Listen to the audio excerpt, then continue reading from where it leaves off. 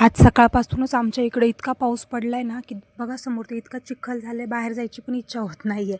सकाळपासून चालूच आहे पाऊस भुरभुर.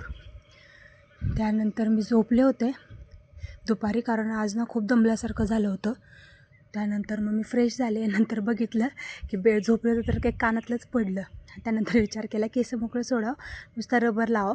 पण मग परत म्हणलं जाऊ दे, तिकडं कामच उरकत नाही तसं केस मोकळे असल्यावरती. मग त्याच्यानंतर ना वाळलेले कपडे होते ते घड्या घालून ठेवल्या, चहा ठेवला. आज म्हटलं काळा चहा प्यावं, दुधाचा पिलं ना थोडंसं पित्ताचा त्रास व्हायला लागला आहे मला. चहा केल्यानंतर हे सकाळची भांडी होती घासलेली, ती काही लावलीच नव्हती मांडणीला. मग म्हटलं ती लावून घ्यावं, कारण मला परत आता चहाची त्याची भांडी घासायची होती. आणि म्हटलं भांडी घासतेच तर सकाळी ना हरभऱ्याची डाळ भिजवून त्याचं बेसन बनवलं होतं. इतकं छान झालं होतं ना, म्हटलं चला ते कढईतनं काढून ठेवावं, कारण थोडंच राहिलं होतं आणि भांडे पण घासून घेता येईल.